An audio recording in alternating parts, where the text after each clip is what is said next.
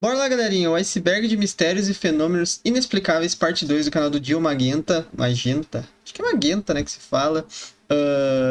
Vocês sabem que eu sou péssimo com nomes aqui dos canais que eu reajo. Perdão, gente. Mas a segunda parte daquele vídeo que eu trouxe esses tempos agora, faz pouquíssimo tempo, acho que foi semana passada. Ah, e eu gostei demais, vocês gostaram demais também, acho que foi muito legal. Inclusive eu trouxe a parte um porque ele postou a parte 2 e eu falei, pô, eu preciso ver a parte um logo pra poder trazer a parte 2, né, óbvio. Foi um vídeo super legal, super interessante. Como vai ser camadas mais abaixo do iceberg, acho que vai ser muito interessante, cara. Vai ter tópicos bem obscuros, o que me deixa bastante animado. Enfim, gente, espero de deixar um like, se inscrever no canal, tem vídeo todo dia, meio-dia, 7 da noite. O link do vídeo original tá aí na descrição. Passe nada, deixa o like, se inscreva, se possível, considere se tornar um canal que tá me ajudando demais, tá bom? Vambora, gente, sem muita enrolação, assistir esse vídeo. Acho que vai ser bem legal. 50 minutinhos aí de muita diversão, né? Muitos mistérios e muitos fenômenos inexplicáveis. Bora. Uou. Senhoras e senhores, sejam muito bem-vindos à segunda parte do Iceberg de Mistérios e Fenômenos Inexplicáveis. Sim. São as três últimas camadas, lembrando que essa segue os mesmos critérios da parte Ok. anterior, beleza? Não vou olhar pra não tomar spoilers, mas a maioria das coisas tá em inglês e eu não conheço. Dessa vez com alguns tópicos um pouco mais complicados, e por isso a segunda parte também ficou imensa. Enfim, sem mais Interessante. enrolação, vamos pro que interessa. Bora. Camada 4 já. Uou. É interessante quando começa assim na camada 4 direto, né, mano? Manuscrito Voynich. É um livro medieval escrito em uma língua indecifrável e desconhecida, composto não apenas de Cara, eu acho texto. que eu já vi sobre esse livro no iceberg da criptografia. Da criptografia não, de. Algum iceberg que eu vi muito tempo atrás, mano. Muito tempo atrás mesmo.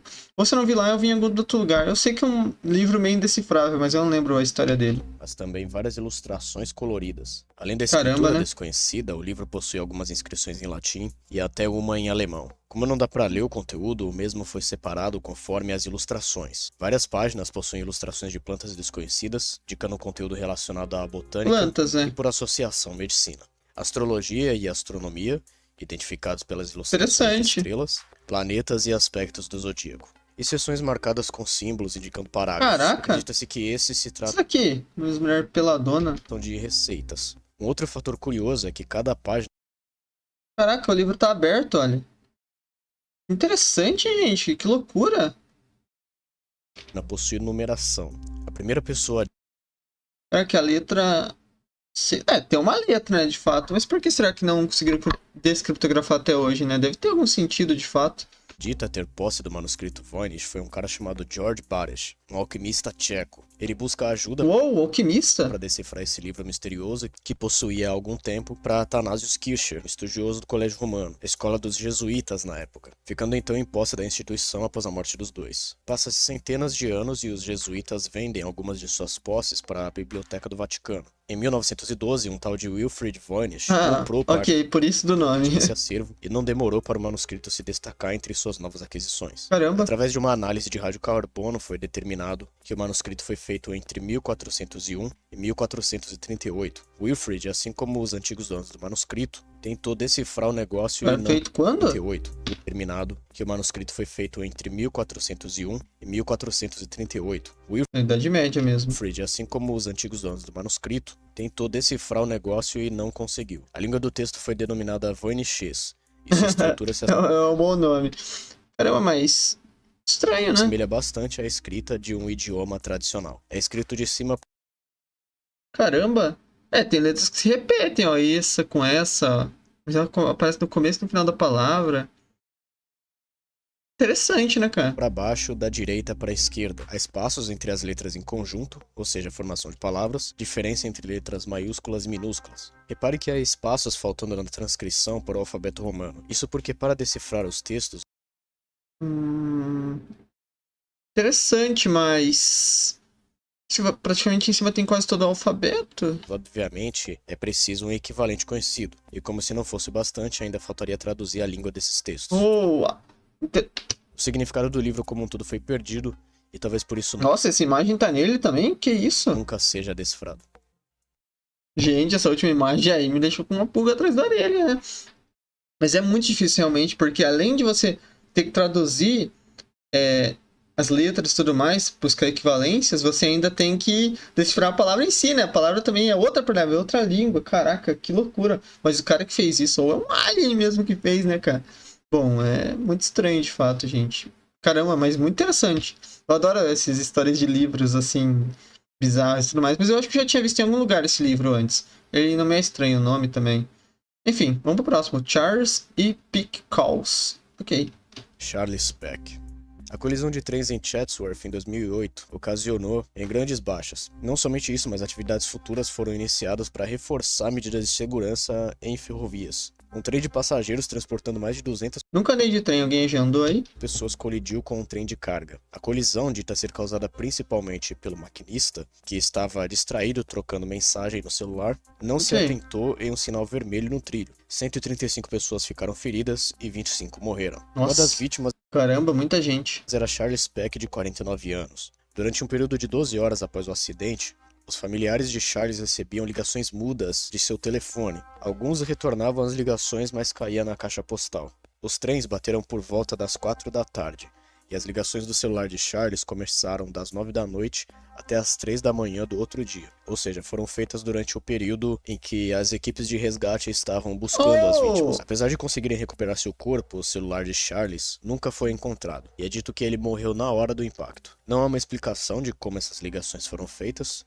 Sobre esse caso em específico, não foram disponibilizadas demais informações de forma pública para verificar os fatos, e o caso Charles Peck é tratado como um evento paranormal. Não, mas peraí, cara. Foi simplesmente ligações de quando ele já tinha se acidentado. Depois, mas pode ser simplesmente alguém que tinha catado o celular pra fazer uma ligação pra família. Alguém que tava próximo pegou o celular do corpo, tentou ligar pra família, ninguém atendeu. E a pessoa, sei lá, resolveu roubar o celular por algum motivo. Não sei, me parece ter uma explicação lógica pra isso. Não... eu achei um tópico que tem como solucionar, assim, de forma mais racional. Alien Signal Intrusion. Ah, não. Será que aquele áudio do vídeo dos áudios que eu trouxe, mano? Não, por favor, A não. intrusão de sinal da Southern Television. A intrusão de sinal da Southern aconteceu no Tá sábado, brincando, 26 de cara. novembro Pô, só o que me falta. de 1977. E o áudio da transmissão foi trocado para passar uma mensagem. O sinal foi tomado por 6 minutos com uma voz distorcida de um ser alienígena. Eu não vou falar o áudio inteiro, mas o que importa é que um ser proclamado Vrilon, o Asteron, Acho que não é, comando não. galáctico, Aquilo era na rádio, mano. Nossa, já comecei a me cagar só de lembrar, gente. Vocês me zoaram um monte aí nos comentários falando que eu me caguei, que não sei o quê. Vocês sabem como é que é, cara. Pô, mas também foi complicado, cara. O vídeo bem nas 3 da manhã que eu fui gravar aquele vídeo, cara. Hoje eu tô gravando mais cedo, ó. Meia-noite ainda, meia-noite e 20. Eu tô mais tranquilo. E é um vídeo que não é de terror também, é um vídeo de mistérios. Então é mais tranquilo. Mas, pô, eu peguei um vídeo que eu sabia que ia ser bem terror e ainda acabei gravando 3 da manhã, gente. Era a receita pro cagaço, né? O Ashta alerta os humanos sobre a nova era, a Era de Aquário, marcada como período de evolução da raça humana, porém as armas deveriam ser removidas e as guerras evitadas. Só assim poderíamos viver em Me paz parece e ótimo. atingir um patamar superior de evolução espiritual.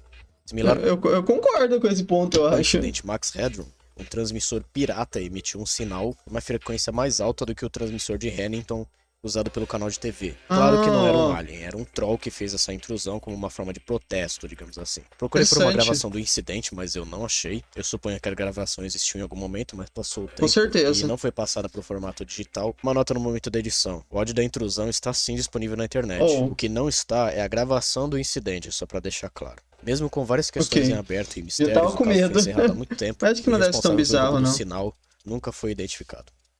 Ok. Casa de John É, mano, muito bizarro. Nossa, o que vai ser isso? Que eu tô vendo uns manequim no fundo? Jesus Cristo. Ai. Eu vou tomar minha posição, porque eu já tô ficando com medo, gente. Mas o... Muito bizarro. Essas intrusões, essas coisas aí me dão muito medo por algum motivo. Sei lá, mano. Estranho. John Lawson.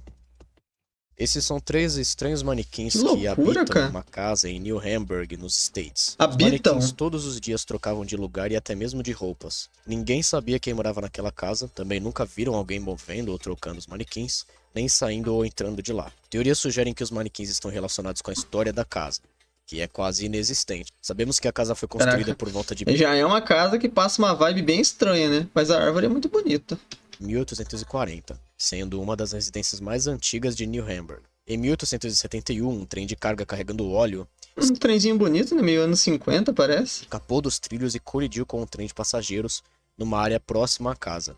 E em 1887, um grande incêndio destruiu os edifícios próximos, sendo a Caramba. casa de John Lawson a única que ficou intacta. Os Tá, mas quem que é o John manequins Lawson? apareceram pouco após esses dois acidentes. Pessoas próximas relataram ter visto luzes acesas de dentro da casa. Os manequins não estão mais Cruz lá, credo. foram retirados quando outra pessoa comprou a casa. E esse Quem que é o doido que comprou essa casa, né? Cai igual do, sei lá, mano. Igual de filme mesmo, né? Que os caras compram a casa mal assombrada lá. proprietário parece que não mora lá. Ele adquiriu mais para interesse especulativo mesmo. Ainda não se sabe quem organizava Tá.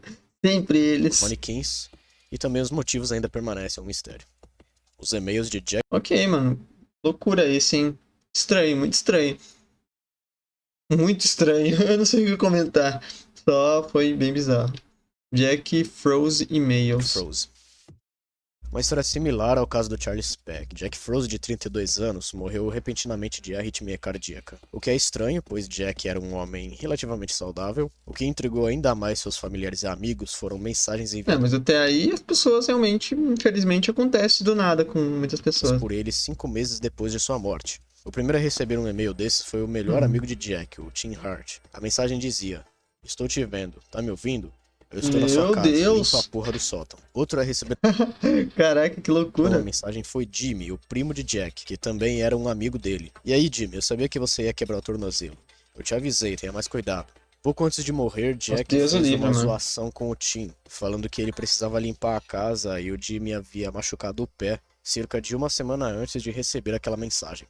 Outra coisa, a zoeira entre o Jack e o Tim era algo que somente eles dois haviam conversado. Por mais que essa mensagem Mas tem que ver se alguém tinha acesso a esse e-mail, né? Se foi, pode ter sido alguém trolando. possa parecer até uma intimação, Jack e Tim eram amigos desde a infância. Mas isso daí é bagulho de espírito, essas coisas estão simplesmente abertas, mano. Sei lá, é estranho, né? Então eles se conheciam muito bem, e basicamente qualquer interação deles era na zoeira mesmo. Apenas essas duas mensagens foram enviadas, o Tim e o Jimmy responderam às mensagens, mas não foram respondidos de volta. Bom, eu encontrei comentários em alguns dos poucos vídeos falando sobre o caso de um tal Frank Froze, alegando ser um primo de Jack. E em um deles diz o seguinte: ninguém acessou o computador dele. Jack era o tipo de cara que colocaria travas em sua moto com combinações que somente ele saberia. Se ele quisesse que ninguém mexesse em suas coisas, então ninguém conseguiria. Isso gera uma dúvida sobre aquela teoria da conta dele ter sido hackeada ou acessada É hackeado, acessado por alguém, não sei, por né, outra mano? pessoa. E por isso há uma grande falta de informações e detalhes que podiam agregar na Com investigação. certeza. Mas é estranho, né, cara? Que nem eu falei, eu fico assim. Mente aberta pra essas coisas e tal. Sei lá, mano. Enfim, não julgo, assim, tipo assim, que nem os primos deles acreditarem, por exemplo, que foi de fato. Provavelmente, mesmo que tenha sido alguém trollando, os primos deles com certeza acreditam, o primo dele, né? Com certeza acredita que foi ele mesmo que mandou, que foi o espírito, alguma coisa dele que enviou a mensagem, né? E eu, tipo assim, me mantenho mente aberta pra ele, não julgo o cara de acreditar nisso, tá ligado? Eu acho que, sei lá, mano, eu acho que eu já vi tanta coisa aqui nesses vídeos aqui que eu já vi tantos casos aqui nesses vídeos que eu já sou bem mente aberta pra essas coisas, né, mano? Colapso Bronze da Age. Era do Bronze. Isso que se Interessante. refere ao período histórico marcado pela queda de grandes civilizações, até então as mais avançadas em termos de cultura, tecnologia, governo. Não se sabe exatamente o que causou o colapso da Era do Bronze. Os egípcios, Babilônia, Chipre, os micênicos, todos grandes impérios que viriam a ruir. Eu considerei a melhor explicação sendo uma combinação de fatores. Em algum momento, entre o século XII e XIII, povos não sobreviveram por conta de catástrofes em sequência que aconteciam. Períodos de seca e fome, desastres naturais. Nisso, as cidades eram abandonadas. Também havia instabilidades internas em cada um desses estados, o que afetou drasticamente as relações internacionais entre essas civilizações. Outro fator que contribuiu para a queda dos principais impérios foram ataques de outros reinos ou forças desconhecidas, como em um dos relatos do faraó Ramsés, falando sobre invasores desconhecidos vindos de outras terras. Sim, eu estou falando do povo do mar. Utilizavam de táticas que varriam os principais métodos de combate desses reinos, no caso as carruagens. Foram derrotados no Egito, porém a vitória custou caro, não só pelos danos causados pelas batalhas, mas também as outras nações foram arruinadas pelos ataques. Além disso, começava a surgir uma escassez do bronze, o principal material Mano, isso aqui, todas as civilizações têm uma explicação lógica, assim, de por que elas acabaram, né? E tudo mais. querendo ou não, cara, nenhum império dura para sempre, né, mano? E sei lá, cara, do mesmo jeito que existiram. É porque a galera não tem tanto conhecimento, porque, tipo assim. ah, do mesmo jeito que você teve impérios muito fodas na antiguidade, como foi os egípcios, os gregos, romanos, aqueles assírios, os sumérios são os primeiros, né? Mas, do mesmo jeito, se você for avançando, esses impérios continuam existindo. Você tem lá na Idade Média os caras lá, aquele Carlos Magno, você tem o Império Otomano, depois você tem o Império do Napoleão. Então, tipo assim, grandes impérios continuaram existindo, sabe? Isso foi realmente as coisas vão evoluindo com o tempo, eu acho, sei lá, mano. Quem Acho, definia acho que cada um é um caso. Por exemplo, você não, o motivo da queda do Egito não é o mesmo da queda de Roma, que não é o mesmo da queda da Babilônia, entendeu? Eu acho que é isso, mano. aquele período. As nações principais eram encarregadas da produção do bronze, e como este foi afetado pelos ataques do povo do mar e desastres naturais, uma estagnação e eventualmente enfraquecimento dos povos foi gerado. O Santo Sudário. O sudário de Hum. Turim é uma peça de pano que possui a silhueta de um homem. Acredita-se que este foi o manto que envolveu o corpo de Jesus Esse, Cristo após a crucificação. Esta é uma das mas o Sudário de Turim, eu acho que ele já foi. Ele já foi.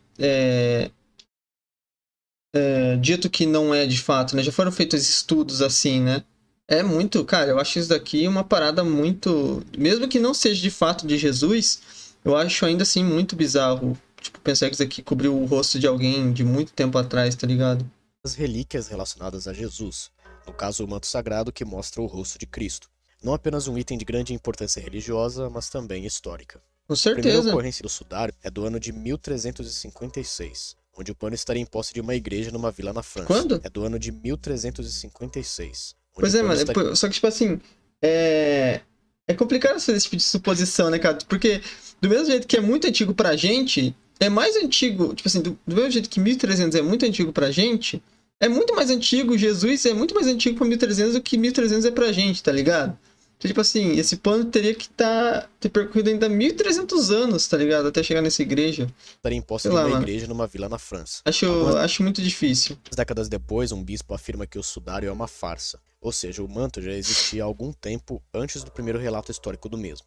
No decorrer do tempo, o manto esteve sujeito a alguns danos por conta de exposições e manuseio, chegou até a ser danificado por um incêndio, passando assim por processos de preservação e restauração, permanecendo até hoje na Catedral de Turim, na Itália. Obviamente que a Igreja Católica iria se pronunciar sobre isso, e também que o material começaria a ser estudado. Em 1988 foi feita a análise por radiocarbono, sugerindo que o sudário corresponde ao século XII depois de Cristo.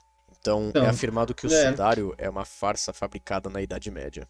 Contudo, surgiria vários questionamentos sobre esse estudo. Aí dizem que o pedaço retirado para análise não era do Ah, tecido original, e sim uma parte renovada, por isso o teste datou do século XII.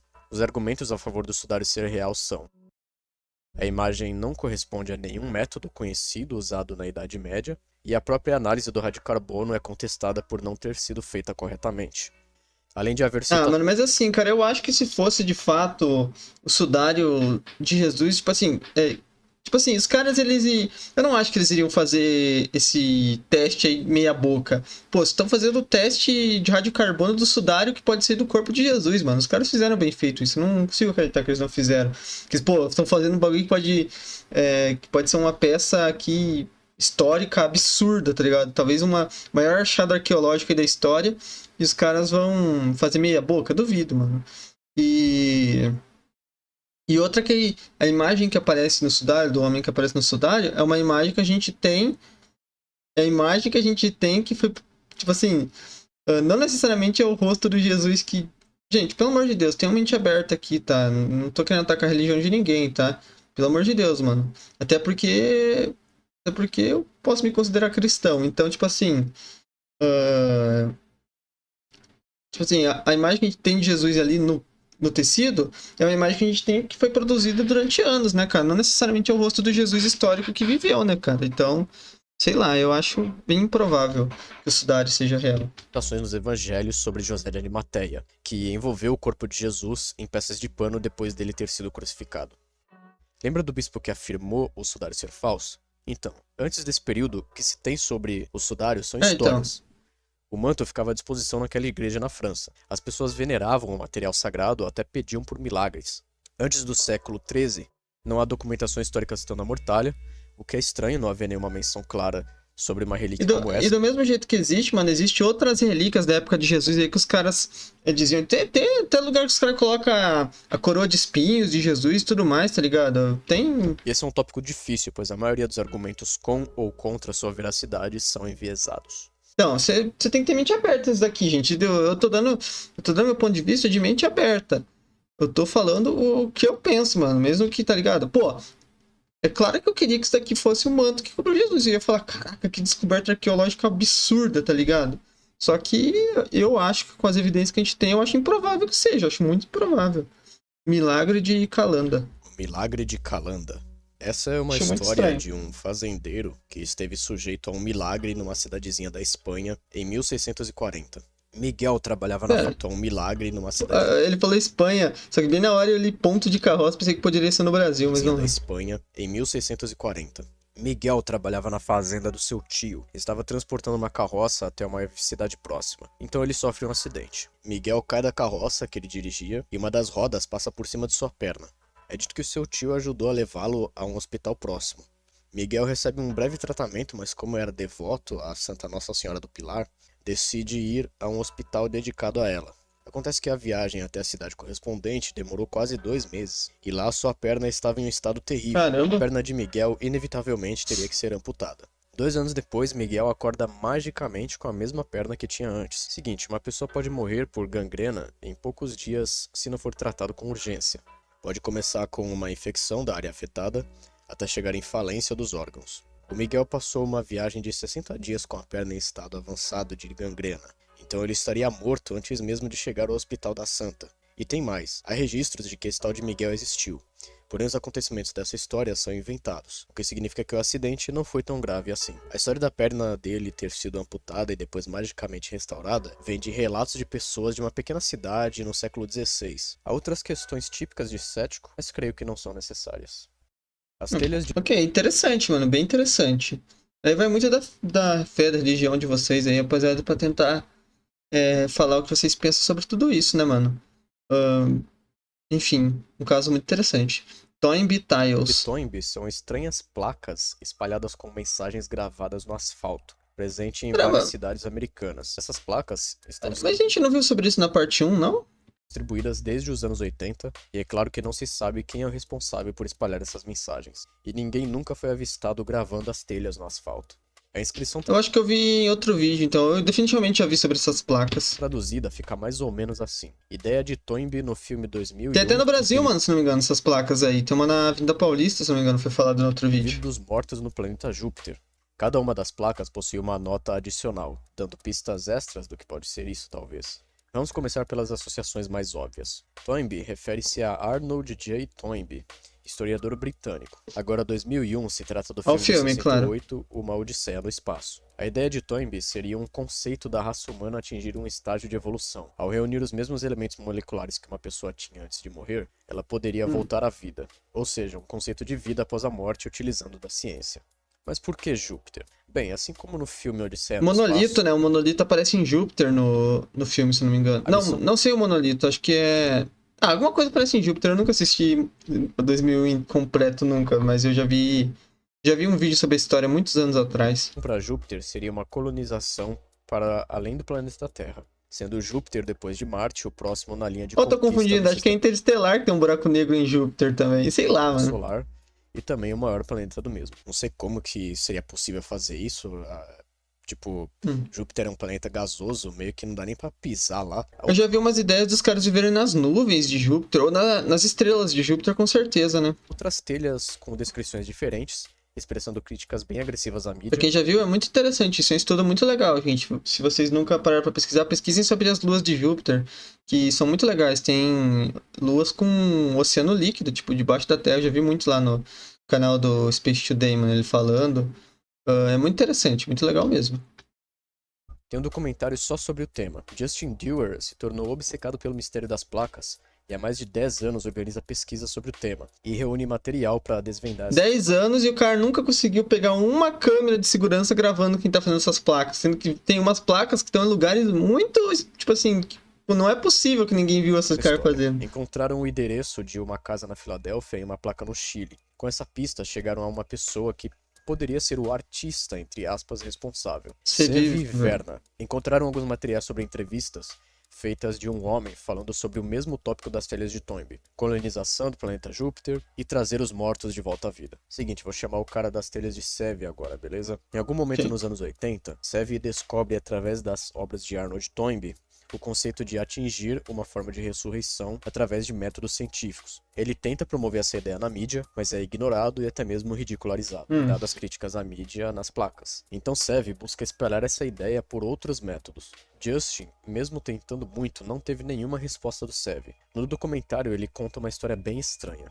Justin encontrou um homem num ônibus, ao qual ele desconfiou que poderia ser o responsável pelas telhas de Toynbee. Esse homem era um tipo peculiar, parecia ser um recluso assim como o Sevi. Talvez ali seria a oportunidade perfeita para solucionar o mistério de uma vez por todas. Lembrando que Justin estava investigando o caso intensivamente. Naquele momento ele percebeu que seria melhor deixar aquele homem em paz. Mesmo chegando bem perto da resposta, ainda há muitas questões sobre esse mistério. Ah, tá louco, cara. Os caras tá anos e anos aí procurando o cara, mano. Se eu visse suspeito, eu pegava ele assim. É você que está fazendo essas placas, tá ligado? Não é possível, cara. O cara se controlou nessa hora. Ah, vaca. Tumba de Marco Antônio. Tá louco, né, mano? Cada coisa. Enfim, gente, é um tópico bem interessante essas placas. Bem legal. E Cleópatra. Após a morte de César, Roma passou a ser governada por uma tríade: Otaviano, Lépido e Marco Antônio.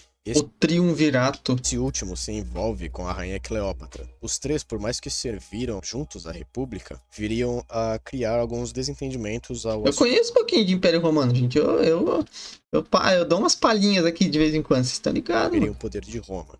Marco, por aqui não é só Riector que se assusta, que se caga, também tem conteúdo. Unir a Cleópatra pretendia se tornar o líder absoluto, utilizando-se da força de um dos maiores reinos da época, o Egito. Mas as coisas não acabaram bem. As forças unidas de Marco e Cleópatra sucumbiram para as de Otaviano na Batalha do Áquio. Cleópatra então tira a própria vida ao saber que Marco também fez o mesmo quando foi derrotado.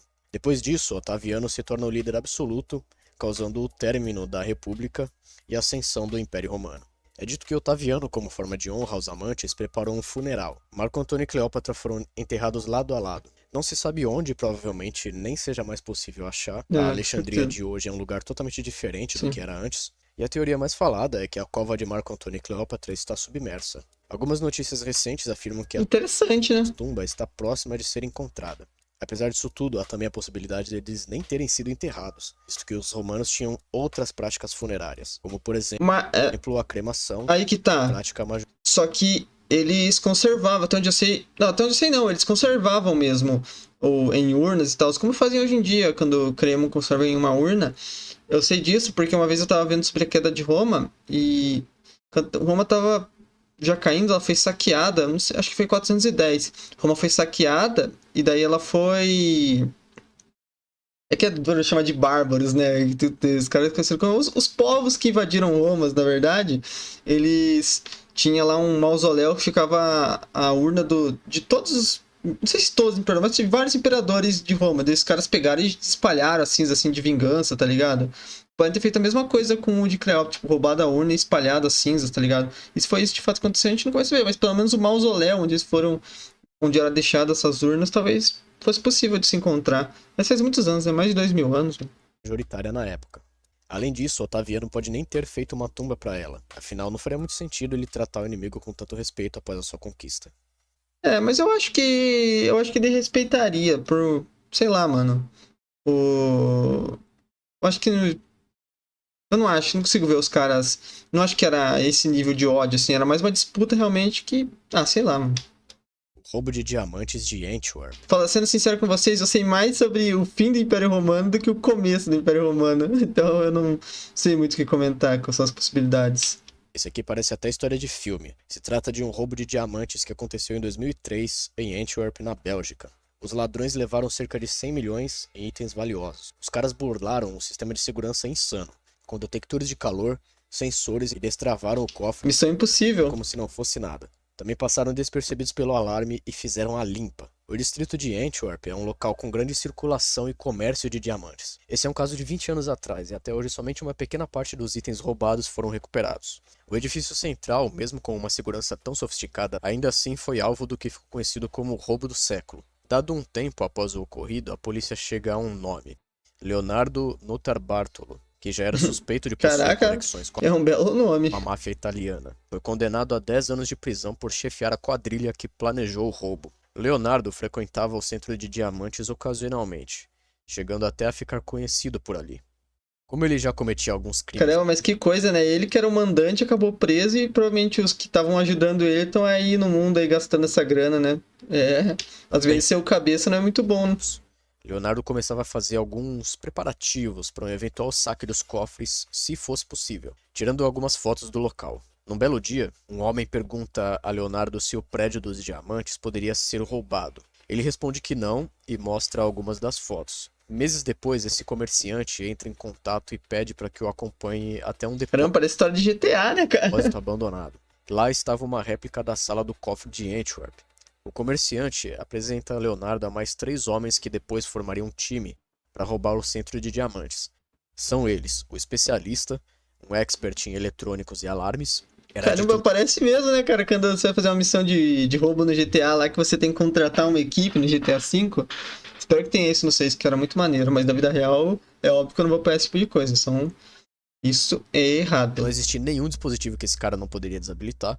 O monstro, um homem alto e forte. Esse cara era eletricista e mecânico e ele quebrava fechaduras. E se precisasse resolver alguma coisa na porrada, esse era o cara. E por último, mas não menos importante, o mestre das chaves. O mais velho do grupo, um chaveiro de primeira classe. Leonardo também não ficava para trás. Era extremamente persuasivo e manipulador. O chaveiro não foi descoberto até hoje. Percebido quando praticava seus roubos. E tinha mais um, ao qual eu vou chamar de Ligeirinho, um amigo de Leonardo que É o Fuga? É o piloto? serviria como informante e vigia. Não é. Então o esquema se inicia. Eles simplesmente pegam o máximo que podem e saem fora. Essas informações foram dadas pelo próprio Leonardo em uma entrevista anos após o roubo. Caraca, mas ele dedurou os comparsas dele, será? Ele disse que quando a quadrilha saiu do prédio para checar o que saquearam, havia pouca coisa, muito menos do que esperavam, como se alguém já tivesse roubado o cofre antes. Depois disso, Leonardo e Ligeirinho Interessante. estavam a descartar as evidências do crime. O Leonardo pretendia queimar os materiais na França, mas o Ligeirinho entra em choque e descarta tudo num terreno aleatório. Esse terreno era propriedade de um Caraca, homem que que chamou a loucura. polícia quando viu todo aquele material suspeito jogado. Caramba, que Junto estavam os coisa, né? O cara. restos de um sanduíche de salame, que após analisado continha a amostra do DNA de Leonardo. Depois desse achado, a polícia finalmente identifica os organizadores do crime. Nossa, Como eu caraca, disse, hein, cara? Que. Pô, esse cara aí cagou com o plano totalmente, um dos tudo que caras, foi caramba. roubado não foi recuperado. E até hoje não se sabe exatamente como o roubo foi feito, visto que muitos dos detalhes que Leonardo conta são questionáveis. Caraca, Persei. mas muito interessante mesmo, né, cara? É bem doido ver essas coisas, né? Claro que é errado, né, gente? Mas que é interessante é de se pensar como eles conseguiram passar por esse sistema de segurança, né? Fico curioso com essa história. Perseus. Ok. Na Rússia, né, pela letra. Persei é o nome dado a um suposto espião soviético infiltrado nos Estados Unidos como um cientista no Projeto Manhattan. Infiltrado no laboratório Los Alamos, chegando a trabalhar junto com o próprio Robert Oppenheimer. Na época, foi criada uma operação de contra-inteligência, pois havia suspeitas Interessante pra quem viu o filme do Oppenheimer aí, viu que ele foi acusado, né, de ter passado os planos pra União Soviética. de espionagem no Projeto Manhattan, o que ficou conhecido como Projeto Venona. Alguns documentos desclassificados do projeto identificam nomes de cientistas infiltrados que possuem relações com a União Soviética, e é dito que a mesma só conseguiu grandes avanços devido aos serviços de espionagem. Entre os espiões atômicos mais notáveis temos Klaus Fitz, que possuía relações com o Partido Comunista. As informações roubadas de Fitz fez com que a União Soviética iniciasse pesquisas e produção de armamento nuclear, cerca de um ano depois dos Estados Cara, eu Unidos. vou falar uma coisa pra vocês, eu acho muito doido essas histórias de espionagem e tudo mais, cara. Eu acho um tópico muito interessante. Temos também Harry Gold, que trabalhou junto com Fitz. Cara, imagina, cara, você ser espião, cara. Caraca, né, cara? O cara é o máximo de nível de ator que o cara pode ser, né? Que é o cara conseguir espionar um país, tá ligado? Um projeto igual desse tamanho, cara. É muito absurdo isso, né, cara? Servindo de informante, transmitindo informações de documentos secretos Tá do Projeto louco. Manhattan para os soviéticos. Depois dos anos 90, arquivos secretos da KGB foram desclassificados. É referenciado um outro espião que nunca foi identificado. Há um Uou. consenso de que esse Percy nunca existiu de fato e foi uma manobra de desinformação do serviço de inteligência soviético. Percy seria, na verdade, Theodore Hall, foi suspeito de espionagem no Projeto Venona. Ao contrário de outros espiões que foram presos ou até mesmo receberam pena de morte, Hall não recebeu nenhuma sentença. Além disso, havia poucas É porque aparentemente não tem evidências conclusivas de que seja ele mesmo. evidências na época para confirmar se ele de fato É, estava então. trabalhando como um agente duplo. Anos depois, em 97, que ele viria a confessar ser um espião. Ainda assim, sobraram Uou. várias dúvidas sobre o seu envolvimento no vazamento de informações confidenciais. Caraca, que doideira, né, cara? Nossa, cara, ser espião, cara, é uma parada muito absurda pra mim, né, cara? O cara conseguir ser espião, o cara conseguir. Todos os dias o cara tá mentindo sobre a própria identidade, né, cara? E ainda tem que passar as informações, né? Que além do cara tá ali todo dia escutando e tal, ele tem que decorar o que ele tá vendo e conseguir repassar isso, cara, é muito doido. Xenoglose. E tá colocando dele na reta todo dia. Que se pegarem eles, pra traição, essas coisas aí, ainda mais nos Estados Unidos, é pena daquilo mesmo. Xenoglossia é quando uma pessoa é capaz de falar um idioma ao qual não adquiriu normalmente. Por exemplo, uma pessoa que fala francês fluente, mas não é nascido na França, nunca esteve no país, nem mesmo estudou o idioma. Interessante. A xenoglossia é um tópico bem abordado no espiritismo, considerado Me parece ser uma explicação, porque eu não consigo imaginar uma explicação científica pra esse tipo de coisa. como evidência da possibilidade de reencarnação. Acontece com médiums ou pessoas que incorporam alguma entidade e com isso são capazes de falar uma língua que não possuem. É tratado como fenômeno paranormal ou mediúnico. Mas eu acredito que isso se encaixa no ramo da parapsicologia, a representação de fenômenos aos quais não há como efetivamente Isso daí não tem como explicá-los. explicar, Vamos cara. entender uma coisa primeiro. O que é preciso para se adquirir ou aprender um idioma? Claro que é a capacidade cognitiva, o que é chamado de aprendizado passivo. Mas eu acho como humanamente possível uma pessoa começar a falar assim do nada. Só pode ter uma explicação ou espiritual ou é de fato mentira da pessoa e ela de fato sabe de algum modo que ela não quer dizer, né? A criança assimila o que está ouvindo até que aquilo se desenvolve em uma língua. Ainda assim, não há explicação de como isso ocorre, e mesmo considerada evidência de vidas passadas, não é tratado como um fenômeno real. Óbvio. Então. Só que é o que eu falei. Eu acho impossível uma pessoa que nem eu, do nada, que começar a falar russo, falar, sei lá. Francês desenrola um pouco, mentira. Mas, por exemplo, é impossível começar a falar francês, russo aqui do nada, porque eu nunca estudei, eu nunca assisti coisas e tal, tá ligado? Tipo, inglês também eu nunca estudei, mas eu já joguei tantas coisas e tal, que eu arranho aqui, de vez em quando eu consigo ler umas paradas, né? Agora, é impossível falar francês ou russo, a não ser que seja uma questão espírita mesmo, ou que eu esteja mentindo pra vocês, que eu sei de fato russo e francês e tô mentindo aqui, e daqui a pouco eu começo a falar Mbappé. Vini de Honolulu. Janeiro de 2021. Centenas de pessoas avistaram um estranho objeto azul no céu, que logo em seguida caiu no mar. O incidente teve cobertura na mídia e houveram filmagens das pessoas que o presenciaram. Bom, houve um breve pronunciamento da Estranho. Força Aérea dizendo que não houve voos naquele momento É e de, rapidamente é de fato um OVNI, né? Um objeto voador não identificado. esse caso caiu no esquecimento, tendo pouquíssimas informações adicionais do que poderia ser esse objeto. Eu achei uma coisa desse caso muito engraçada. As pessoas que filmaram o dito OVNI ligaram pra emergência. Tipo, imagina você, liga pra polícia e fala, então, É caiu um um OVNI aqui, né? disco voador aqui no meu quintal, tá ligado? Cara, que doideira, né, cara? Mas você vai ligar pra quem, né? Eu também ligaria pra polícia se visse um OVNI aqui, tá ligado? Mentira, eu não sei se eu ligaria pra polícia também. Eu ia fazer o quê? Eu ia tentar gravar mesmo, porque a polícia ia fazer o quê também? Ia chegar aqui e prender o alien, tá ligado? Não sei o que caísse. Se caísse aqui, eu ia pegar pra me defender deles e também pra, sei lá, né, mano? Eu não ia fazer amizade com eles, eu acho. Eu acho que a humanidade precisaria saber disso. Mentira, eu gravaria um vídeo e postaria aqui no canal, mano, pra vocês, reagindo aos OVNIs que caíram no meu quintal. Bora lá, gente. Flight A 908. caixa preta perdida do voo 980. Interessante. 980 foi um voo comercial indo de Asunción, no Paraguai, para Miami, nos Estados Unidos. Tudo ia normalmente, até que dentro da rota padrão, a aeronave toma uma outra direção, batendo de frente com uma montanha na Bolívia. O avião carregava pouco menos de 30 passageiros e tinha uma rota Nossa, estabelecida, pouca gente mesmo. passando próxima a essa Infelizmente, eles faleceram, né, gente? Mas é pouca gente pra um avião, claro. mesma montanha sem problemas. Porém, alguma coisa fez que o avião desviasse seu curso aparentemente sem motivo, pois havia uma parada planejada para ser feita na Bolívia. Supostamente o que causou esse desvio da rota convencional foi má condição do clima naquela área. Era esperado que investigações Faz fossem sentido. feitas para descobrir o paradeiro dos restos do avião e também dos passageiros, mas isso não aconteceu. A busca ficou a cargo de um grupo de escaladores liderado por Bernardo Guarati, que chegaram ao local do acidente, encontraram alguns restos do avião. É estranho, porque cair no mar, obviamente, é muito difícil recuperar a caixa preta, porque ele tá no meio do mar lá e, pô, o mar é gigantesco, né? Agora ali eles sabem onde tá, qual é a posição do avião, né, cara? Então é realmente muito esquisito. Porém, a caixa preta, que poderia conter informação do porquê o avião desviou a sua rota padrão, ou alguma outra coisa do que aconteceu, não foi Como encontrada. se ela fosse roubada, né? Estranho. Além disso, nenhum corpo dos 29 passageiros foi encontrado. As investigações foram bem negligenciadas por parte das instituições envolvidas, Engraçado esse avião, né? Ele tem uma hélice em cima também, aliás. dando a desculpa de que o terreno era inacessível. Digo desculpa porque aqueles que realizaram a Uma expedição hélice não, né? Uma turbina, pelo amor de Deus.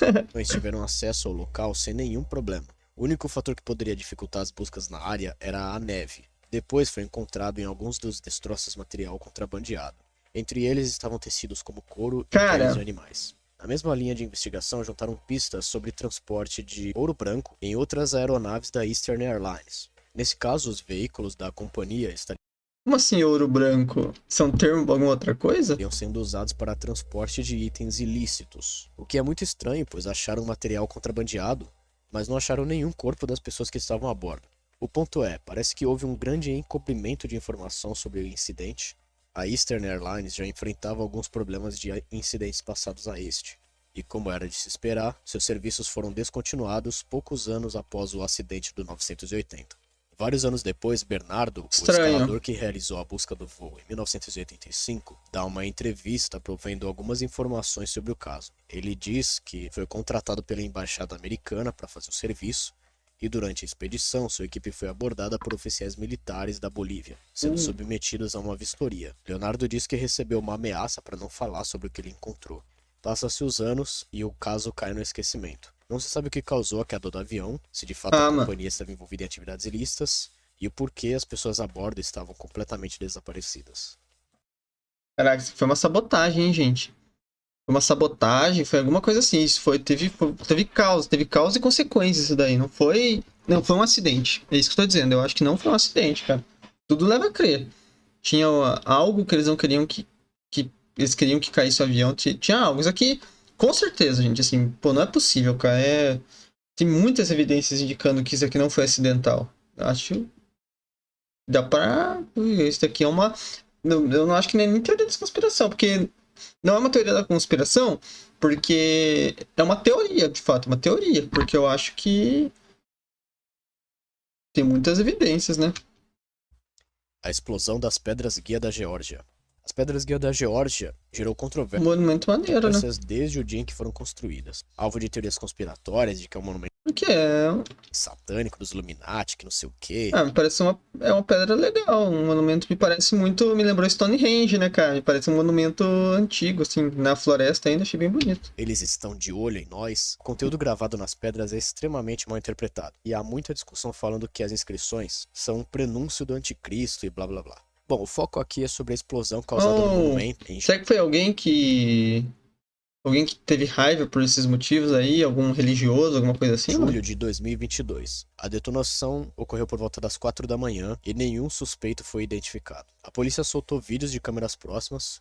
Em uma das gravações das câmeras de segurança é mostrado um carro se aproximando das pedras e é dito que E um carro que por algum motivo não tá andando na rua, né?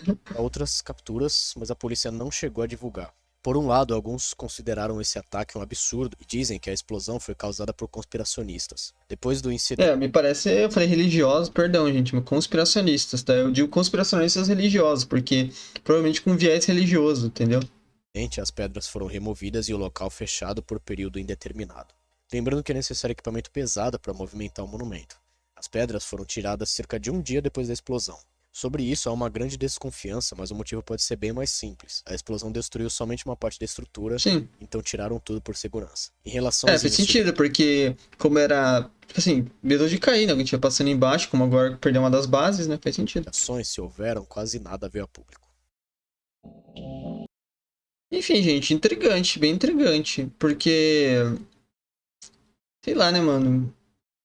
Me parece ser isso mesmo. Acho que a pedra causou revolta em alguma camada mais fundamentalista aí que acabou estourando o monumento, né?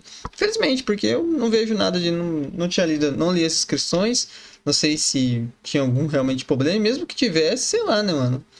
Ah, não sei que atentasse contra a religião de alguém, né? Daí sim, eu acho que não é legal ter esse movimento, né? Mas... sei lá, enfim. Vamos continuar, gente. Camada 5. Eu li só um ali que tá escrito Mugatas, mas não sei do que se trata, tá bom, gente? A Bora. identidade do pequeno Albert. Uou. Isso se refere a um experimento conduzido nos anos 20 como estudo do Vixe. behaviorismo. Na psicologia, é a teoria Lá que vem esses explica experimentos bizarros, como cara. alguém, seja humano ou animal, se comporta. Na época, isso era definido pela reação a estímulos, chamado de condicionamento clássico. Até então era testado apenas em animais, visto que através dos testes feitos pelo psicólogo Ivan Pavlov, era possível condicionar animais Sempre na Rússia também, né? a estímulos, como por exemplo, produzir um som sempre que for alimentar o animal. O experimento do pequeno Albert foi feito por John Brodus Watson. Ele buscava se a teoria também se aplicava a seres humanos. O experimento tinha como finalidade condicionar uma resposta ao medo em uma criança. O menino usado no teste era um recém-nascido. Primeiro, era apresentado ao bebê aos Um estímulos para ver como ele macaco. reagia. Um rato, um coelho, cachorro, algodão, papel queimado. O pequeno Albert inicialmente não mostrava reação negativa a esses itens. Até porque ele não tem noção do que são, né, mano? Ele tá vendo pela primeira vez, né? Não faz muito sentido ele ter medo de algo que ele não sabe que pode causar medo a ele, né? Ou será que o ser humano tem algum medo irracional de coisas que ele não entende, né? Depois, o Watson apresentava os mesmos estímulos, mas dessa vez fazendo barulho, batendo um martelo com uma barra de metal atrás da cabeça do bebê sempre que ele interagia com esses itens. O pequeno Albert começou a Ah, demonstrar sinais de medo, choro, grito, mano, distanciamento. mas é um experimento, caramba. O rato, um estímulo inicialmente neutro, Eu, passou a eu acho causar muita maldade fazer isso com a criança, é evidente. uma Mas, resposta emocional na caramba. criança. Ele associava o barulho, algo que lhe causava estresse, aos estímulos neutros de antes. Ou seja, o menino, digamos que desenvolveu o medo de qualquer coisa que continha pelos. Ao término do experimento, Watson e seu assistente tentaram realizar um processo de reversão ao condicionamento. Já era. Porém, a mãe do menino Vai, cara. o recolheu antes. Por conta disso, é possível que o experimento provocou no pequeno Albert Oh, medo de consequências pelos. irreversíveis. Mesmo que na época ainda não havia um código de ética sobre experimentos psicológicos, Bom, não sei também. É, porque é muito criança, né, mano? Ele vai desenvolver um trauma, né? Mas, sei lá, mano, tem coisa que quando você é muito criança, você tem muito medo e você vai parando de ter. Por exemplo, quando eu era muito criança, eu tinha muito medo de aquelas imagens muito aproximadas de insetos. Sabe quando você abre uma imagem zona de uma aranha? Ou uma imagem. Nossa, tinha pavor, assim, ficava totalmente. Igual aquele vídeo que apareceu lá do. Fala de tudo que apareceu, aquele tenebro gigante que eu fiquei todo. Com medo aqui, todo aí, coçando aqui, eu ficava com qualquer imagem de inseto pronta assim, perto, sabe? E com o tempo eu fui perdendo esse medo. Ele pode ter perdido, né? Esperamos que sim, né? Mas pode ter causado um trauma irreversível na criança. ainda assim teve opiniões contraditórias. E nos dias de hoje, esse estudo nunca seria aprovado. Nunca, com Albert certeza. e seu dono Graças a Deus, né, cara? Só que, assim, é o tipo de experimento que eu nunca, claro, óbvio, nunca vou defender que existe. É horrível isso. Mas já que aconteceu, o resultado dele é intrigante, né? Então quer dizer que a gente desenvolve o medo a partir de sons e outras influências, não necessariamente do que a gente tá vendo, né? Por isso que eu acho que sons causam mais. Às vezes o som causa mais medo na pessoa do que só uma. Por exemplo, um jump scare, ele precisa do som.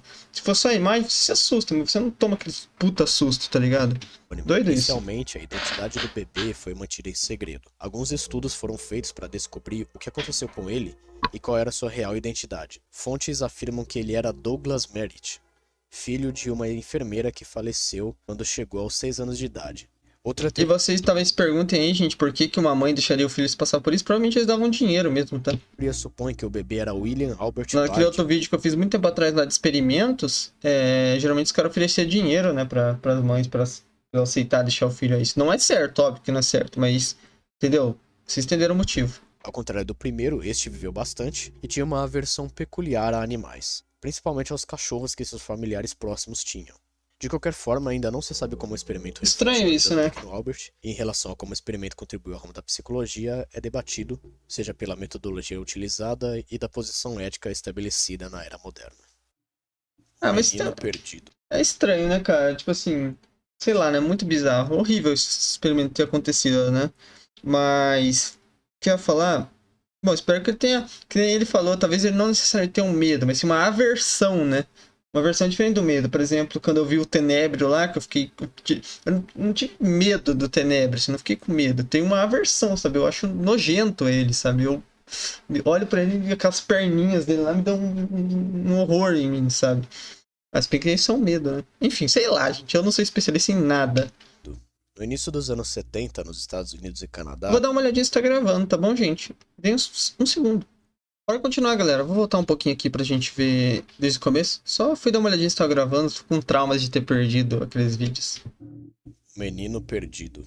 No início dos anos Perdido. 70, nos Estados Unidos e Canadá, era utilizado um serviço para comunicação via rádio, também implementado no Brasil. Em agosto de 73, foi captado em alguns dispositivos uma transmissão de um menino implorando por Nossa, socorro. mas também os O garoto caras bem Devil's Gate ainda, né, disse cara? que estava preso junto de seu pai Tá em uma louco. caminhonete que capotou. Primeiro, as chamadas foram ouvidas por operadores de rádio durante as tentativas de comunicação. Larry dá detalhes divergentes do que estava acontecendo. Uma hora ele diz que seu pai estava morto, outra que ele estava desacordado. A polícia separa equipes de busca para achar o menino, mesmo ele não sabendo detalhar onde estava. Depois de alguns dias, as chamadas param junto com as buscas. Oficiais declaram que não foi encontrado nada para que até mesmo a situação fosse verídica. Esse tipo de rádio era usado para transmissões de curta distância. O sinal de Larry chegou a se estender para vários estados americanos. Caramba. Larry também manteve contato constante durante alguns dias com os operadores de rádio, mas ele não sabia dizer nem a cor do veículo em que estava. Considerando que ele estava falando através de um dispositivo que nem sabia usar, então poderia responder algumas coisas. No máximo, o caso teve a atenção da mídia na época. Foi fechado logo em seguida e hoje é Bem estranho todo esse caso, hein, gente? considerado como um hoax. O que é um hoax? Eu não sei. Bom, estranho todo esse caso. Mas não sei muito bem o que opinar sobre tudo isso. Tem, que nem eu falei, gente, eu sou sincero com vocês. Tem tópicos que eu falo bastante, tem tópicos que eu realmente não sei o que comentar.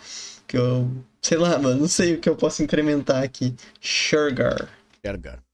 Shergar era um excepcional Cavalo? cavalo de corrida. Logo em sua estreia, se tornou um dos favoritos. Era um puro sangue, um tipo de cavalo, digamos que feito para corridas. Durante um período de 2 anos, Shergar acumulou vitórias que o levaram a ficar como o cavalo mais rápido da época. O cavalo foi colocado num período de descanso antes de disputar em sua segunda temporada. Na noite de 8 de fevereiro de 1983, um grupo de 6 homens armados invadem o estábulo de Shergar e raptaram o cavalo.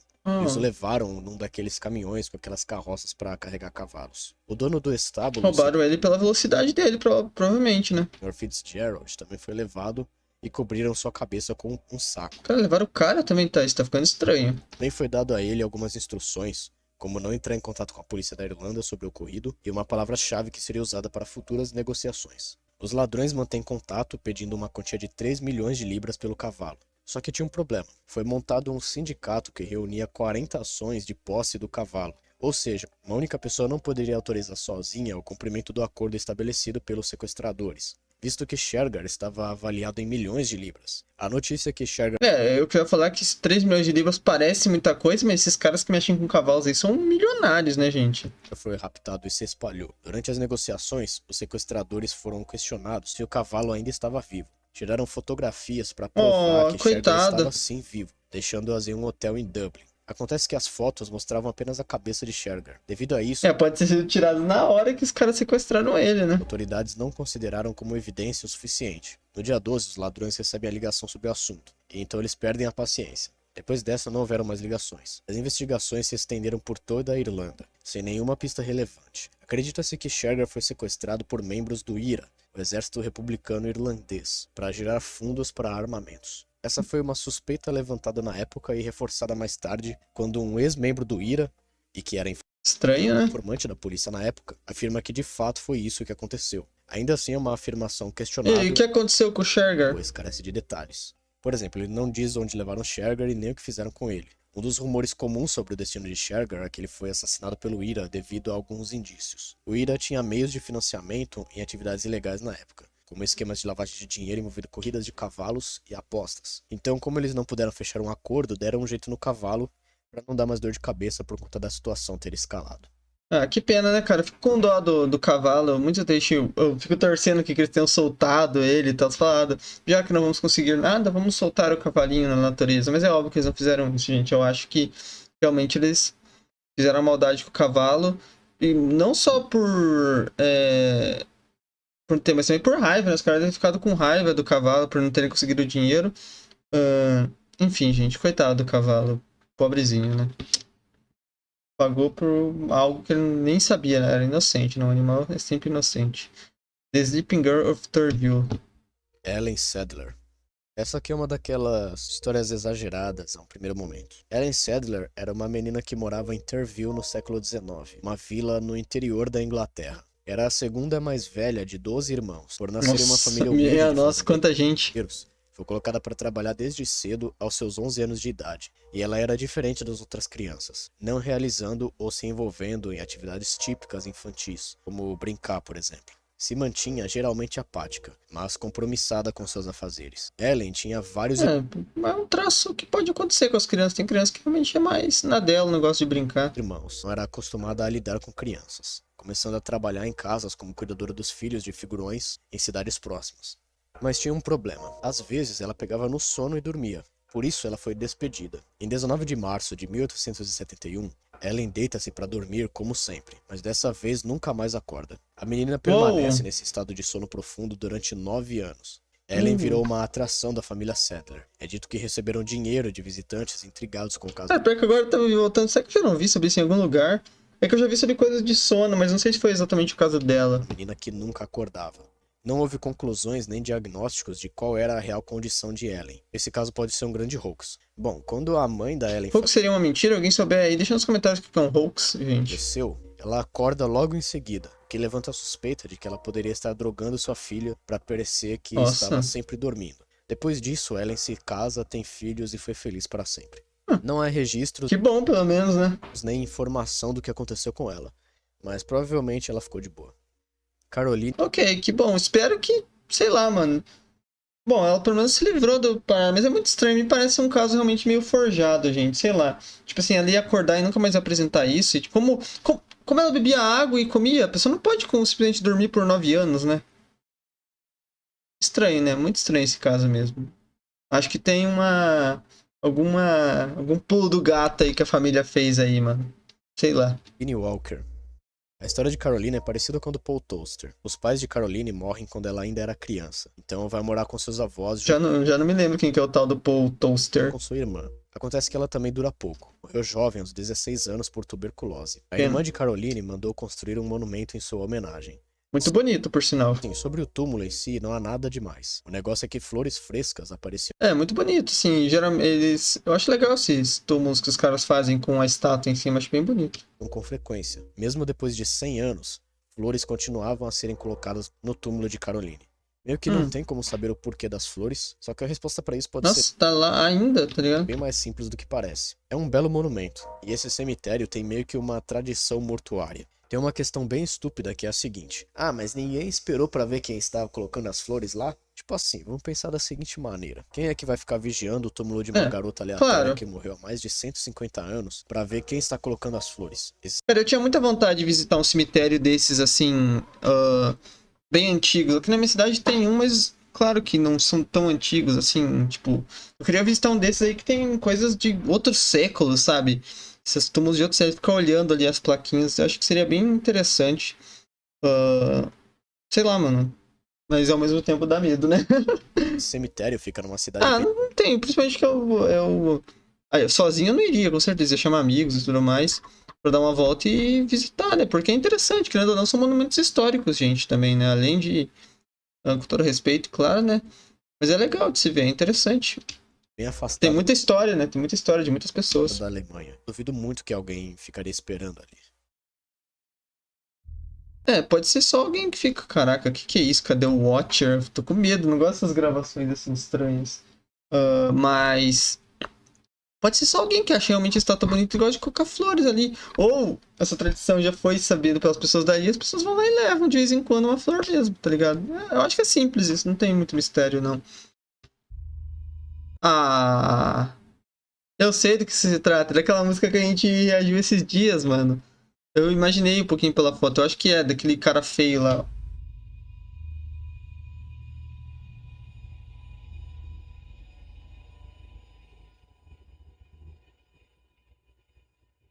Caralho, pior que... Ah, não, nossa, mas. Pior que eu me assustei agora, porque eu não lembrava desse cara de sapo aí, não, mano. Eu me lembrava do cara da bocona lá, mas desse cara de sapo eu não lembrava, não. Até arrepiei aqui. Caraca, credo.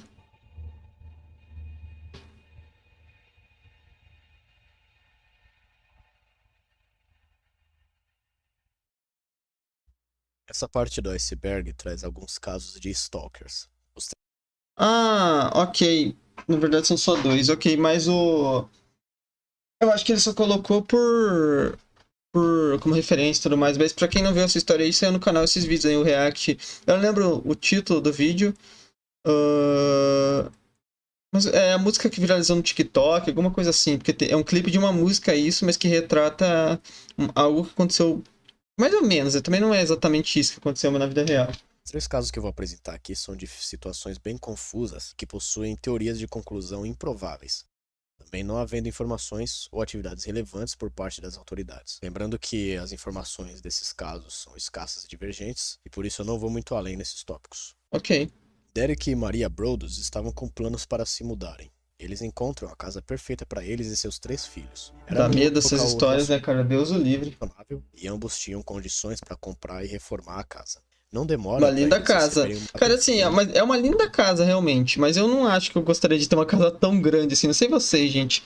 Eu prefiro ter uma casa menor, sabe? Eu acho que uma casa grande gera espaços vazios, sabe? Tipo, você tem uma casa tão grande que ela sempre não vai ter vários cômodos que ela não vai estar popular com gente, sabe? Sei lá, mano, eu acho que eu prefiro ter uma casa menor. Ter uma casa com sala, cozinha, 2 quartos no máximo. E é isso, tá ligado? ambos tinham condições para comprar e reformar a casa. Não demora para eles receberem uma estranha carta.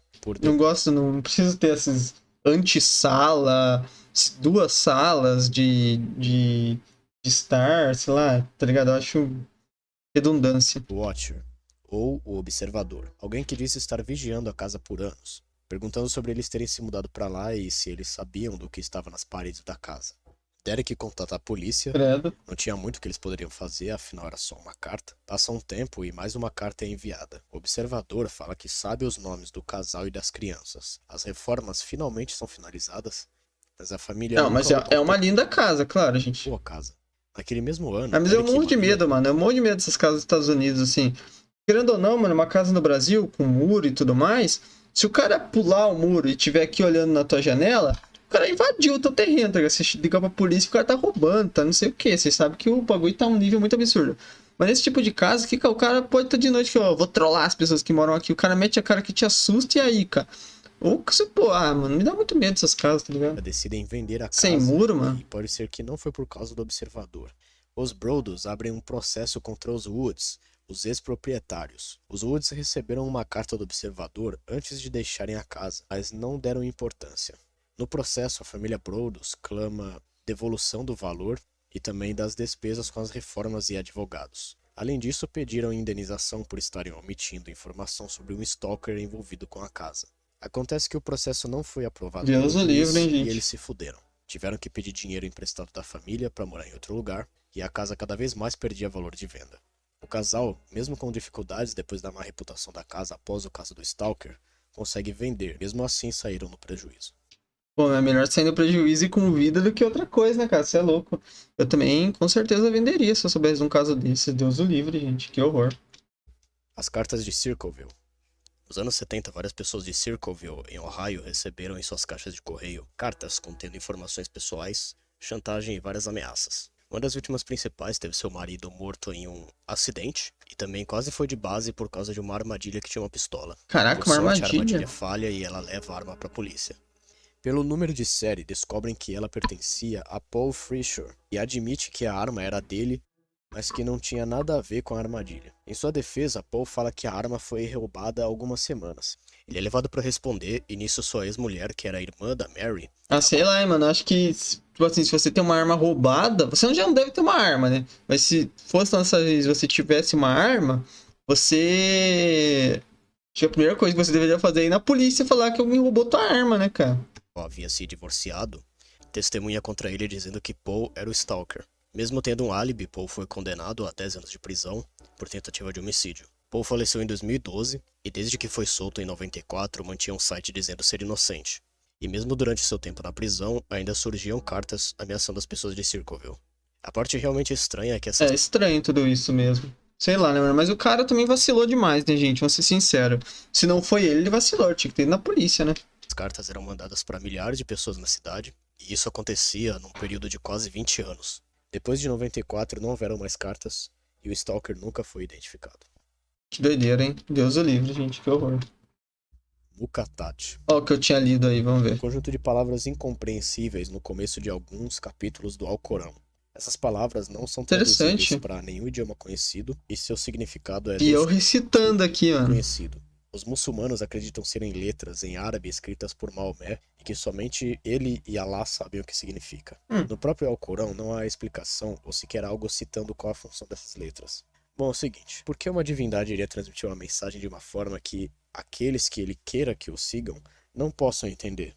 Não é melhor os seguidores Intrigante mesmo. compreenderem a mensagem em vida para que eles possam seguir os passos logo? E não vamos esquecer que este, assim como qualquer livro que os servem como base das religiões, são livros feitos para os humanos que passam as palavras das divindades correspondentes, certo? A meu ver, o conteúdo deve ser claro e compreensível, visto que este é destinado majoritariamente aos povos de origem árabe. É bem estranho mesmo, mano. Sei lá, talvez tenha alguma explicação de fato que se perdeu na história, né? Não sei, mano. Bem estranho. Combustão humana espontânea. Ok. Finalmente um bom momento para falar desse aqui. Creio que a essa altura todo mundo já sabe o que é. É, já ouvi falar, mano, mas nunca vi nada assim sobre e tal. Realmente nunca parei pra pensar sobre esse tópico, na Mas verdade. basicamente é um fenômeno sem explicação definida que faz uma pessoa literalmente explodir. Acredita-se que o Que fogo, loucura, né, cara? Deus o livre. ou fonte de ignição, é de dentro do corpo da pessoa. Um dos casos mais famosos é Mary Reeser, de 67 Coitada. anos. A cadeira que ela ocupava estava quente e repleta de cinzas, indicando que ela realmente explodiu do nada.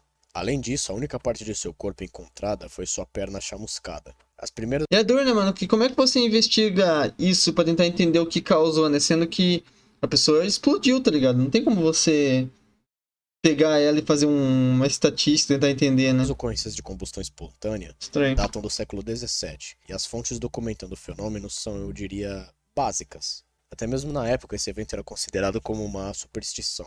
Afinal, não havia alternativa científica para Cara, sempre vai ser meio paranormal, né? Mas como aconteceu com a senhora, eu não duvido de. Eu acho que, sei lá, mano, pode acontecer cientificamente. Eu não sei como, mas eu acho que. Eu acho que pode acontecer de fato, mano. desvendar o que causava uma pessoa pegar fogo sozinha. A maioria dos casos desse fenômeno compartilham alguns fatores em comum. Geralmente as vítimas são alcoólatras e possuem idade avançada. Mas faz. É. O álcool no corpo, né? Mas o que causaria uma faísca dentro do corpo da pessoa, né? Isso que é estranho. Acima de 55 anos, eu presumo. Sou As idosa. mãos e ou pernas se desprendem do corpo e são as únicas partes que ficam intactas Caraca, após a que horror, mano. Deus o livre. quase como se fosse uma explosão controlada e concentrada. Hoje em dia, com conceitos mais atualizados, há explicações alternativas. Ainda assim, a combustão espontânea não é considerada um fenômeno real, mas ironicamente é mencionado nos casos registrados, classificados como morte misteriosa. Charles Fort menciona em seu livro dos Condenados a combustão espontânea, e ele traz um argumento que o consenso científico possui limitações, das quais esses eventos inexplicáveis são deixados de lado, justamente É porque é difícil, muito difícil de você estudar, né, mano? Ó, tipo, não tem uma pessoa que teve isso e sobreviveu. E nunca vai ter, né? Porque é uma parada praticamente impossível, né?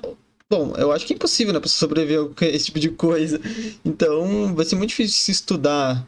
Sei lá, mano. pelas explicações convencionais não funcionarem. Acho que um estudo que deveriam fazer é como se seria possível uma partícula de fogo surgir dentro de uma pessoa. Que essa partícula poderia entrar em contato com o álcool de uma pessoa que estava bebendo e daí causar uma combustão, né, mano? Esses devidos fenômenos. O tubarão branco Interessante, né, cara? Bom, espero que nunca aconteça com ninguém aqui, né? Deus o livre, gente. Mas é um tópico assustador saber que tem esse tipo de coisa que a ciência não sabe, não tem uma explicação, né? Enfim, Hunt for the Super Predator. um super predador, ou seja, animais abaixo dele são meras presas e não há outros acima dele. Outros nessa categoria são a águia careca e o leão. O superpredador do tópico refere-se a um tubarão branco de 4 metros e foi devorado por outro tubarão dito ser ainda maior, Uma equipe de pesquisadores Caramba. da Austrália marcou um tubarão branco para pesquisa. Tipo esse negócio aí que eles colocam no bicho para captar os movimentos dele, eu imagino. Eles Entendo. percebem que o animal foi para o fundo do mar muito rápido. Também houve um drástico aumento de temperatura. Poucos meses depois, acharam um dispositivo encalhado em uma praia. Esse tubarão branco ter sido caçado por outro bicho ainda maior é uma hipótese. Até hoje não se sabe o que arrastou o animal para as profundezas. Não há espécies conhecidas, pelo menos no mar, capazes de matarem um tubarão branco e fazê-lo uma presa. Ele, junto com a Eu ia orca, falar são isso, dois uma baleia orca, talvez. peixes considerados superpredadores e fazê-lo uma presa. Ele, junto com a orca, são dois peixes. Eu li rapidinho ali, a primeira letra era a orca não é um peixe. Eu acho que você tá falando que a orca é uma baleia, tá ligado? Quer dizer, a orca na verdade é um golfinho, eu acho, se não me engano. Mas é um mamífero, não é um peixe. Considerados superpredadores e que até caçam outros predadores no oceano. Na verdade, é a caso de orcas caçando tubarões Então, isso que eu ia brancos. falar. Também não é comum. Os motivos para isso são disputa de Eu ia território. falar que talvez uma lula gigante, colossal, sei lá, mano. Mas eu não sei, porque por ter sido puxado assim, né? Comida Não sei se seria e até possível. mesmo desenvolver suas habilidades de caça. O tubarão branco comumente não consome os mesmos Foi um megalodon, só pode. espécies como comida, mas é algo que também acontece. Seria legal se fosse, né? Mas eu duvido, né, gente? Foi algum. Deve ter sido alguma orca ou algum outro tubarão maior que ele, mas eu não sei se esse tipo de comportamento existe entre os tubarões, né? A casa Sim, interessante, né, mano? Vamos pro próximo. Nossa, esse vai ser assustador, hein? Só pela carinha. sangrenta. Em Deus 1987, um livre. casal de idosos em Atlanta presenciou algo que parecia ser de um filme de terror. Sangue escorria pelas paredes da casa. Eles chamam a polícia, com isso iniciou uma Credo. breve investigação. Revistaram praticamente todos os cantos da casa. Não encontraram nada do que poderia fazer as paredes sangrarem. O sangue das paredes foi coletado para análise e de fato confirmaram que aquilo era sangue humano do tipo O. Loucura. William e sua esposa Minnie eram do tipo A. Sem demais pistas, os investigadores encerram o caso e hoje o mistério da casa é tratado como uma lenda urbana. Santos. Bom, espero que tenha uma lenda urbana e que não tenha acontecido de fato. Porque se aconteceu, só pode ser uma explicação paranormal, né, mano? Você é louco, Deus o livre, mano. Muito bizarro. Vamos pra esse próximo. Tô curioso com esse. Incorruptíveis. É o corpo de um santo ou representante da igreja que não se decompõe após a morte. Uma condição marcada pela interessante. evidência da santidade desses indivíduos e do milagre que envolve o fenômeno. São feitos altares e santuários em volta dos corpos como forma de adoração. Alguns dos santos foram Se não me engano, tem uma que é uma cabeça que tá. Eu já ouvi falar de uma que tem a cabeça tá conservada. encontrados em um certo estado de preservação, onde não foram embalsamados ou mumificados. Começaram a deteriorar logo quando foram exumados, ou seja, o estado de incorrupção era apenas quando estavam enterrados. Esses corpos se manterem preservados se dá por conta de mudança de temperatura, falta de oxigênio no caixão.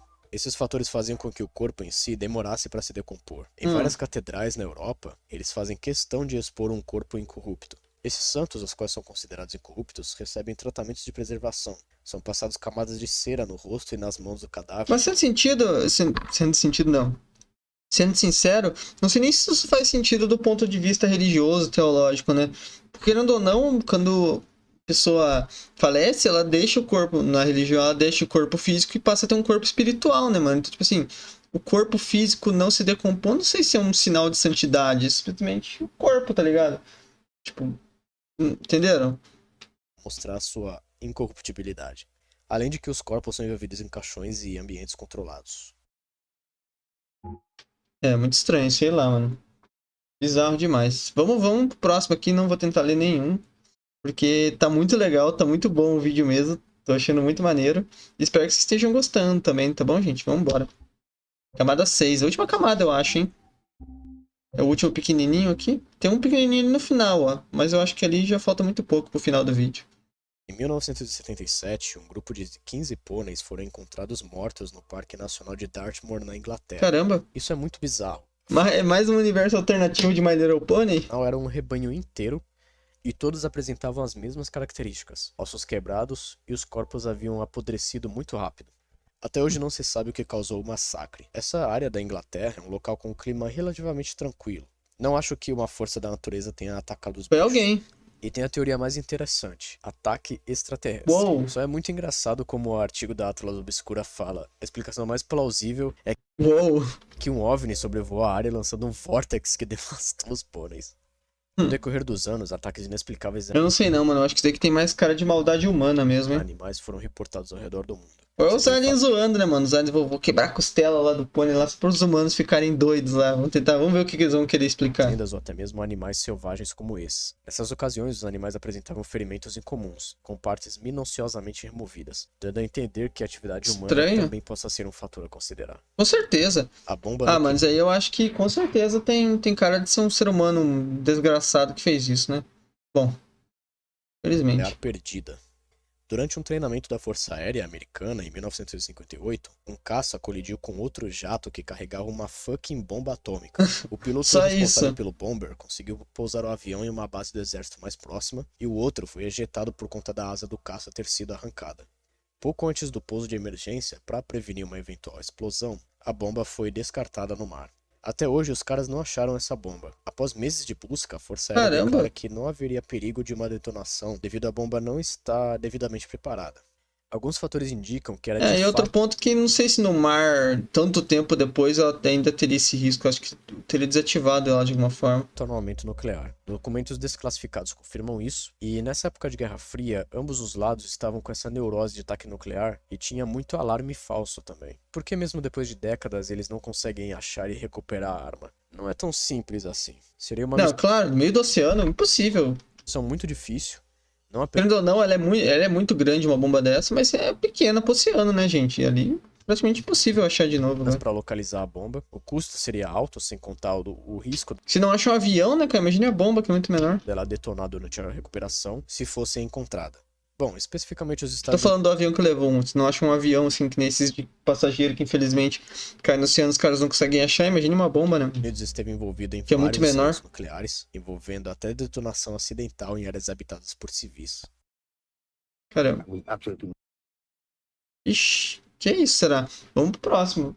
Paris Catacombs. Eu já ouvi falar das catacumbas. Vamos ver. Nunca mais vi nas catacumbas. Filmagem perdida das catacumbas. Já ouvi falar dessas catacumbas de Paris. Eu nunca entendi direito a história dela. Eu sei que elas foram construídas pra enterrarem as pessoas, basicamente. Na verdade, não enterrarem, né? Acho que eles basicamente eram, sei lá. Acho que quem não podia pagar um cemitério, eles colocavam ali. Eu sei que elas são bizarramente gigantes e que tem partes que são... as pessoas podem entrar e tem partes que as pessoas não podem entrar. Catacumbas de Paris. Que é tipo 90%. O vídeo do cara perdido nas catacumbas é um clássico de mistérios na internet. A filmagem mostra um cara explorando Deus livre, cara, que ele horror. entra em pânico e larga a câmera no chão. Não se sabe quem é essa pessoa e provavelmente ele não sobreviveu.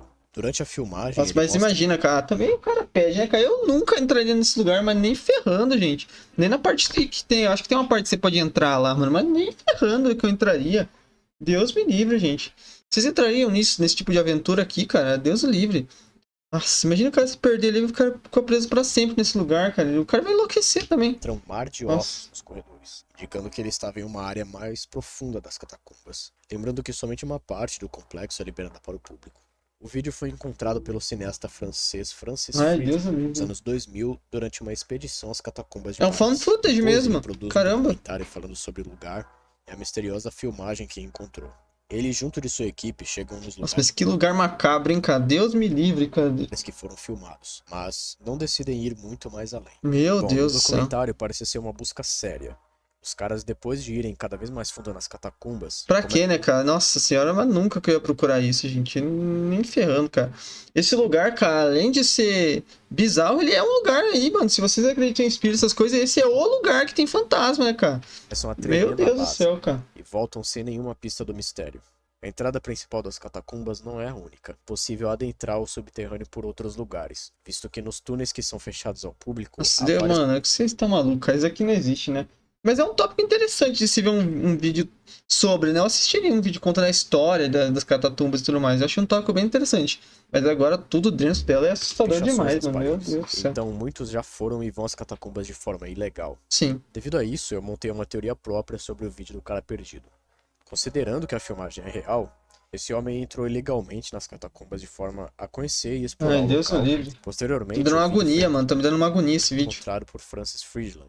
Não há muito que possa ser feito para descobrir o que aconteceu com ele. Já faz 20 anos que esse homem não identificado se perdeu. Agora, querendo ou não, infelizmente ele é mais um osso ali no meio, né, gente? Agora já não tem mais nada dele. Provavelmente ele morreu lá mesmo. Mas eu também não descarto a possibilidade de ser um hoax. Afinal, a primeira menção ao homem perdido nas catacumbas Um vem de cineasta. Friedland em um documentário feito Sendo que é um cineasta, né? Estranho. para a televisão. E a atmosfera do vídeo remete muito às produções do formato found footage. Além disso, segundo Friedland, o vídeo possui cerca de 40 minutos, mas somente uma pequena parte do material está disponível. 40 minutos, imagina.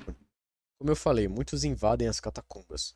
Como é mostrado no documentário, alguns possuem mapas. De fato, há pessoas que exploram e mapeiam o complexo subterrâneo, são conhecidos como cataphiles. Só que é dito que os túneis são patrulhados por oficiais e eles Cara, é muito interessante. Se alguém quiser, eu trago aí um vídeo. Aliás, se alguém souber um vídeo interessante aí, um vídeo que explique bem mesmo aí a história das catacumbas, eu ficaria muito feliz em trazer pra vocês. Que é um tópico muito interessante, mas que dá muito medo, dá. rondam as Dá partes que são aflição, né? frequentadas pelos cataphiles. E vários são conhecidos entre si. Se o vídeo perdido das catacumbas fosse mais recente, teria mais chance de ser falso. Mas nesse caso ainda sobram dúvidas. Não, dá pra duvidar. Quer dizer, dá pra acreditar, né, mano? É bem bizarro. O próximo, Codex. Codex Gigas. Um livro, hein? Vamos ver. Interessante. O Codex Gigas, conhecido como a Bíblia do Diabo, é um Uou. livro imenso.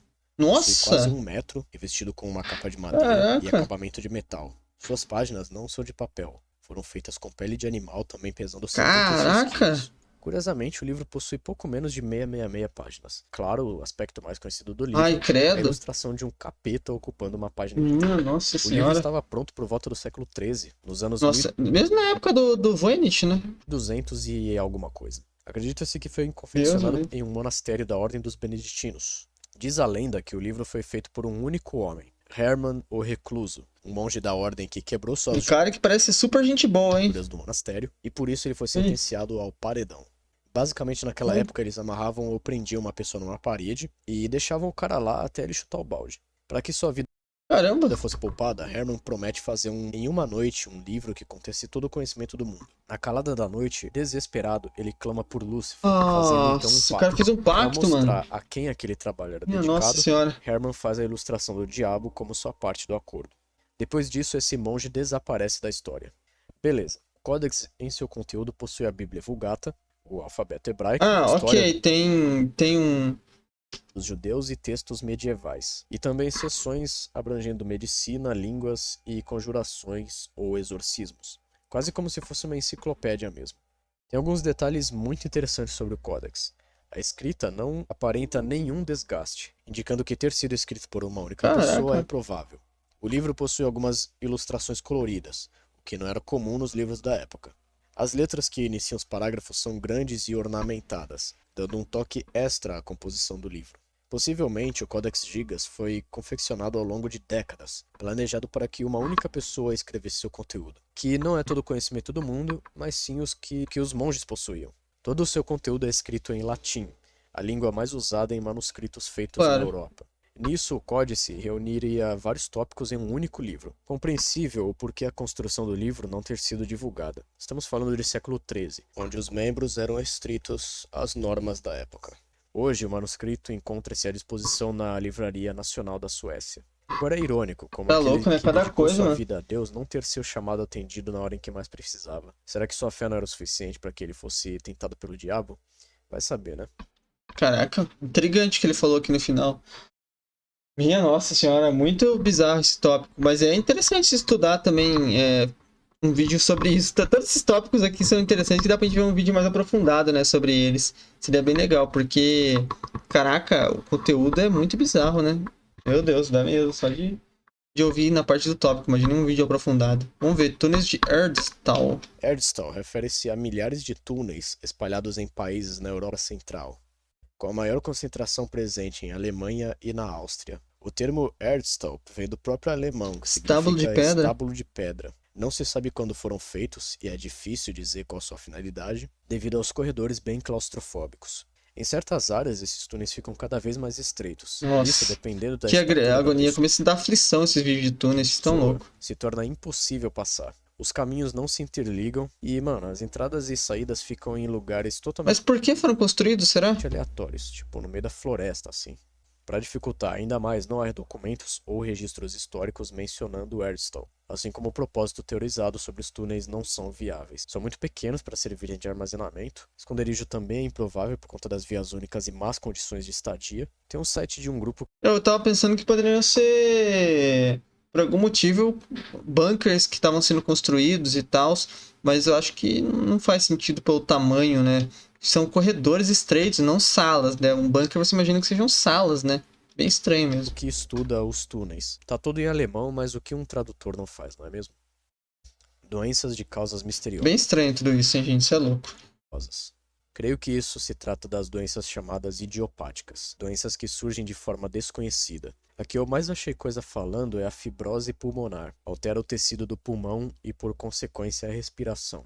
Assim como naquela Credo, cruz credo. lista de cifras, eu não vou ficar detalhando doenças aqui, mas para dar contexto, tem doenças conhecidas como narcolepsia e Parkinson. Ou Caramba, gente, que coisa bizarra, né? Ixi, esse último. Acho que é o último, né? Acho que vai ser bem bizarro, hein? Só pela imagenzinha aí do fundo que ele tá escondendo, já tô vendo que vai ser coisa feia, mano. Azor. Essa é a história de um homem não identificado que invadia casas de pessoas e calmamente as observava enquanto dormia. Ele não Que fazia isso? nada, só ficava ali parado olhando a pessoa dormir. Nada das casas era roubado e não havia nenhum contato físico. Quando acordadas, se deparavam com um homem que rapidamente ia embora antes dele se Ó, que recuperar. horror. Imagina, gente, se acordar com uma pessoa te As observando. pessoas que Ai. relataram terem visto Ah, que é isso? Olha o cara, mano. Deus o livre. retrato falado. A maioria das vítimas Meu descreveu Deus, quem que é praticamente a mesma isso, pessoa cara? dessa foto aí. Tá, mas como ele entrava nas casas? Simplesmente pelas portas que estavam destrancadas. Esse lugar, Cape Elizabeth, Ah, tá. É aquelas vilas de interior que nunca tem assalto e nada, né? é uma cidadezinha bem tranquila. Então os moradores deixavam as portas destrancadas. Nossa, mas muito bizarro. Credo, agora como é que eu vou dormir de noite, né? Depois desse caso que os moradores mudaram esse comportamento. Ah, que Após isso? surgirem Por suspeitas que colocar de esse atividade cara da polícia local, na minha cara de o novo invasor aqui, mano? nunca mais apareceu, deixando apenas suspeitos nesse caso. Deus me livre.